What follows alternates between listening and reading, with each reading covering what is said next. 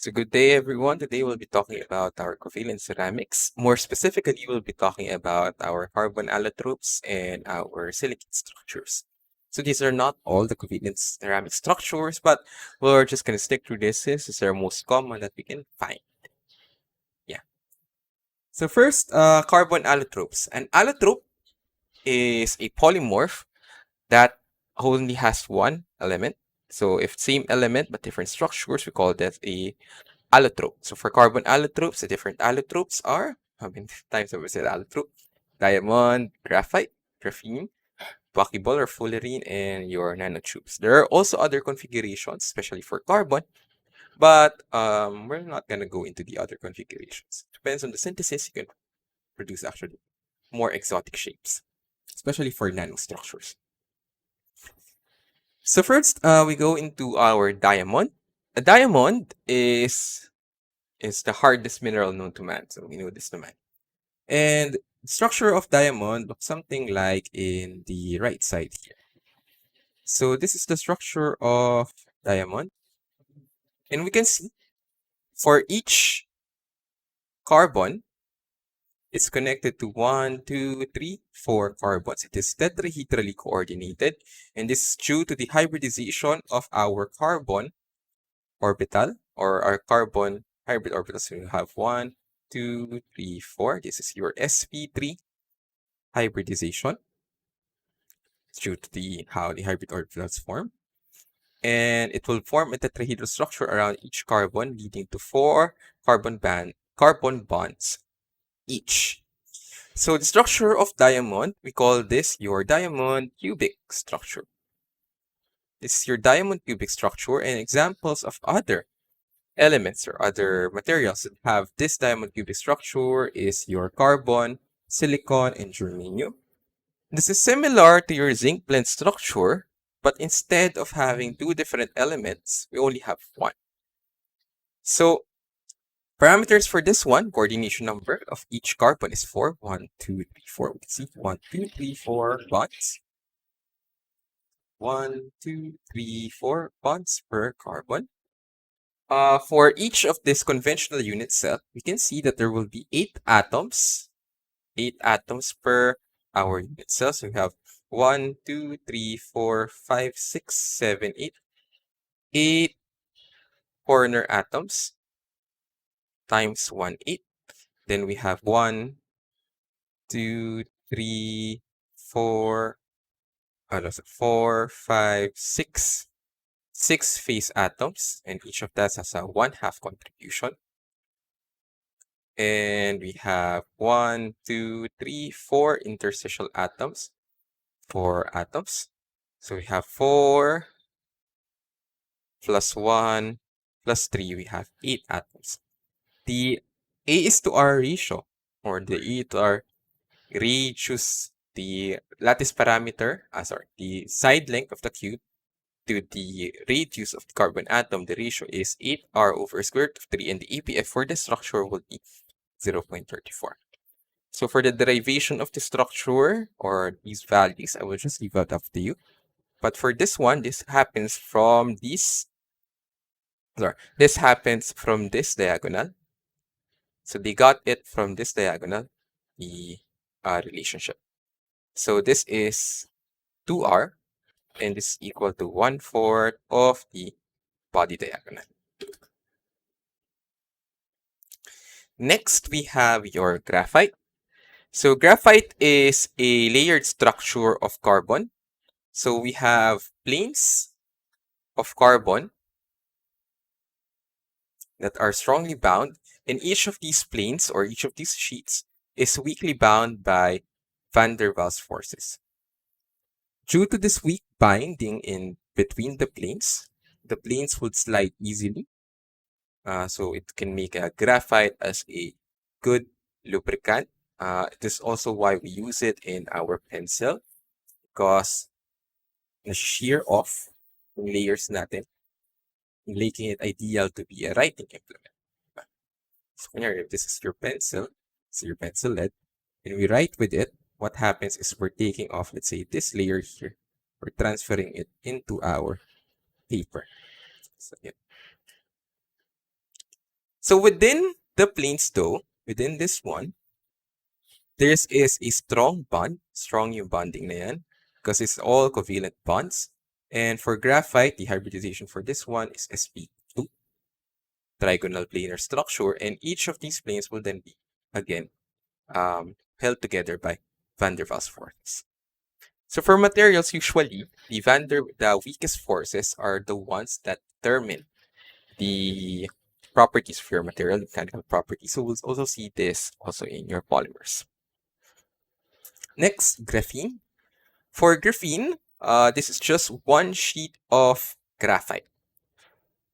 So the strength of it is actually much stronger than diamond when we compare it in the same amounts.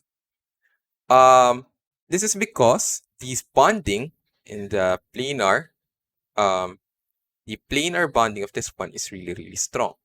Since wala na yung weak van der Waals forces natin within the planes, it actually increases the strength of our graphene. Doon lang naman siya tinitignan. Then other more exotic structures of your carbon, we have fullerenes and nanotubes. So your fullerenes, this is one that looks like a soccer ball. This is C60. There's also other C70 and others. So this is your fullerene. We also have nanotubes. So nanotubes are basically like graphene sheets wrapped around together. So now we go into our silicate ceramics. So the most common elements on the Earth's crust are actually silicon and oxygen. Silicates in extension then makes up most of the Earth's crust. 30% of the minerals are silicates and 90% of the Earth's crust are actually silicate based. So a silicate is just a compound containing an anion in which one or more central silicon atoms are surrounded by electronegative ligands. So usually this is oxygen. So the most basic silicate that we have is your silica. The silica is SiO2, which has structures like quartz, cristobalite, and tridamite. So this is your ceramic this is your like crystal structures, and we also have SiO2 forms that are amorphous, like silica gels and your silica glass.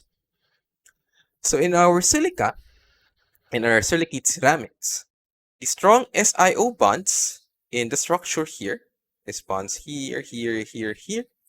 This leads to it's very strong. This would lead to a high melting material. The strength of this bond will lead to high melting points for certain silicates.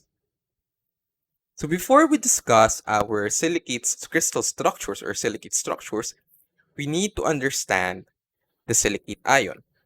Your silicate ion, this is the building block of your silicates. This is composed of Si tetrahedrally coordinated with 1, 2, 3, 4 oxygens.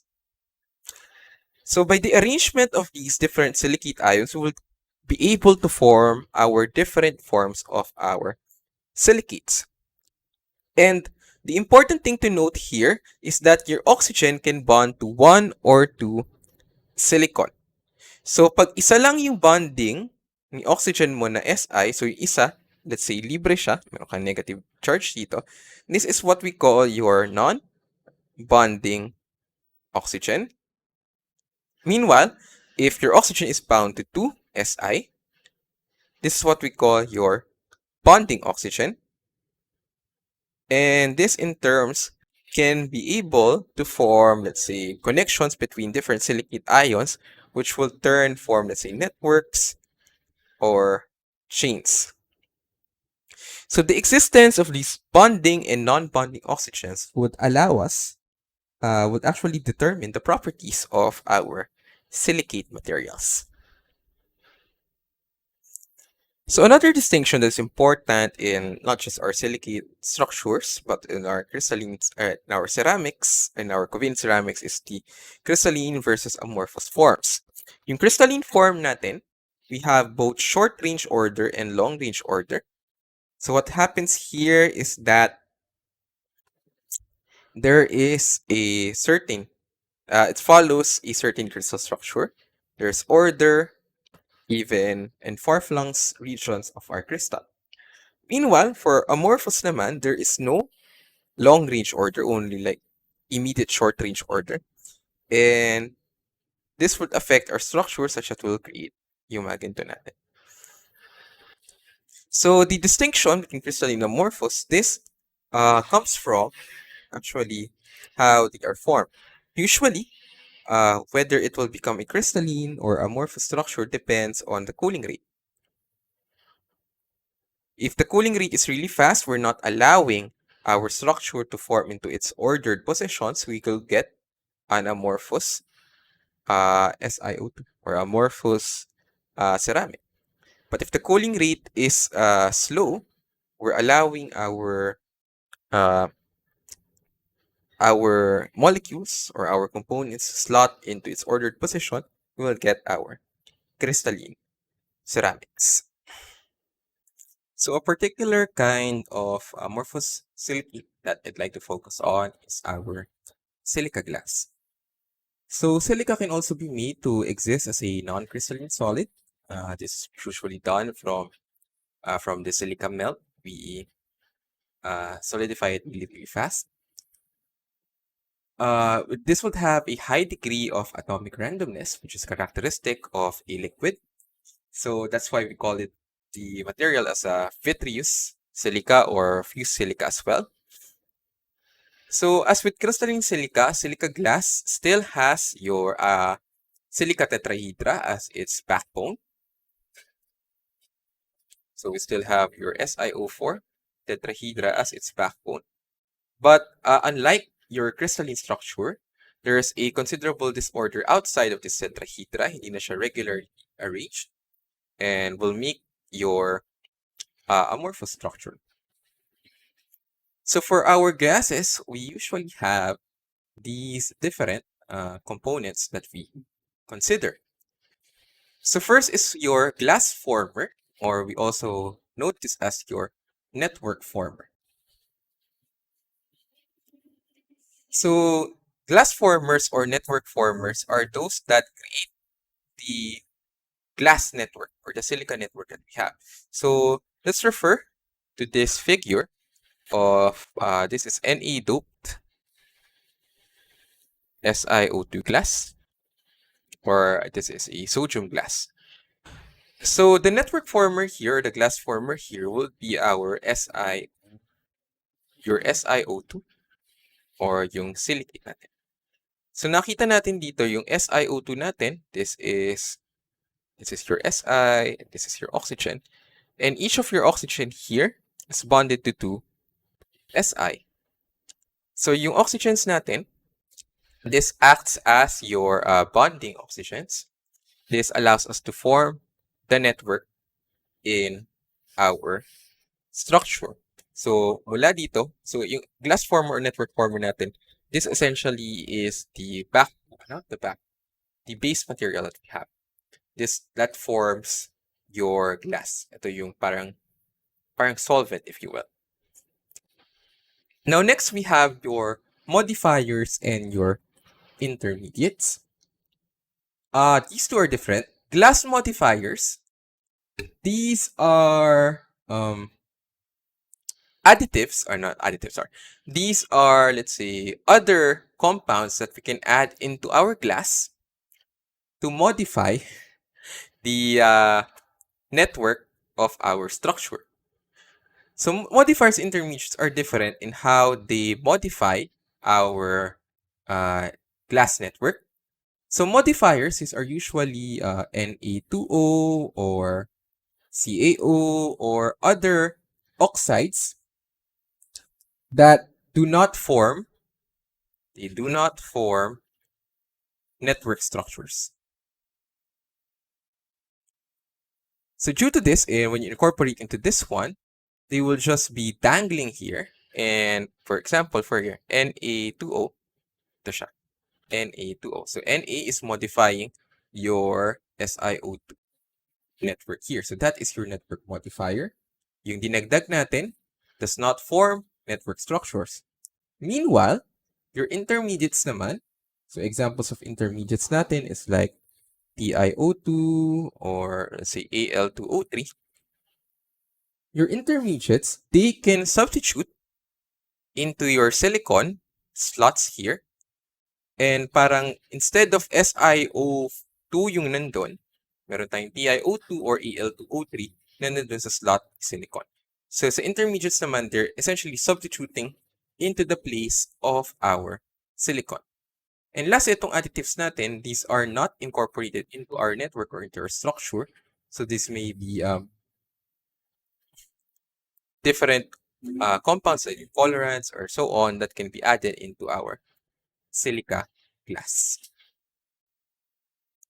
So from a practical standpoint, the addition of your modifiers, intermediates, and additives, this usually lowers the network stability of your structure, which would decrease the melting point and viscosity of the glass. So this makes it easier to form, and it would also introduce special properties into our glasses depending on the type of modifiers or intermediates that we incorporate into our structure. And lastly, we go into our silicates. So silicates are basically a combination of a silicon-based anion and counter-cation such as calcium, magnesium, and aluminum to create, let's say, our mineral or our covalent ceramic. So your silicon-based anion, this is based off the combinations of or the different configurations of the SiO4 minus by having them like share corners, edges, or faces. If we allow the SiO4 minus tetrahedra to combine in different ways due to the oxygens bonding, due to having bonding oxygens like in here. So SiO4 minus, itong una, SiO4 minus. Then let's say we allowed one oxygen to bond to another to two silicon. We have this, and so on and so forth. So by having them share corners, edges, or faces, we can get different forms of our silicate anion structures. We can also have ito, this is a chain structure. We can also have linear structure and so on. And from these different silicate forms, this will actually dictate what kind of mineral or what kind of silicate that we will get. So first we have here asbestos. This is from chain silicates. It's a form of chain silicate here. We have your beryls. Beryls naman are simple silicates. So simple silicates natin, this is usually from SiO4 minus tetrahedra or yung double tetrahedron natin na Si2O6, 6 minus tetrahedra. And we also have your layered silicates or sheet silicates natin in which 2D sheets of our silicates are formed. So to take a special look onto our layered silicates, ang layered silicates natin, when your SiO4 tetrahedra are connected together to form 2D planes. So in this scenario, there will be a net negative charge associated with the unbonded oxygens protruding out of the plane here. Since lahat ng oxygen natin within the plane is bonding, so yung net charge natin will be yung either above or below the plane natin. So to establish the required electroneutrality, a second planar sheet structure having cations on the second sheet structure would then be established. And this structure is actually characteristic of clays and other minerals. So for example, we have your kaolinite. So kaolinite is yung clay natin. I think it's ginagamit sa mga terracotta and other stuff. So we have your silicate layer here. Silicate layer. Or silicate layer here. And we have your Al2OH4 2 plus layer. So ito yung counter cation layer natin. And depending on the nature of the bonding of these layers will dictate the properties of our clay. So some clays are very slippery and not strong because the bonding between these planes are weak, such as in kaolin. There are other also layered silicate structures, such as in our mica and on and bentonite and so on, in which the layer bonding is strong. So depende dun sa actually yung structure usually or yung properties ng ating layered silicates is actually depends on the countercation layer that's bonded to our layered silicates. So just different examples. We also have talc, muscovite, kaolinite, and so on. So I'll end your covalent ceramics here and hope to see you on the next video. Thank you.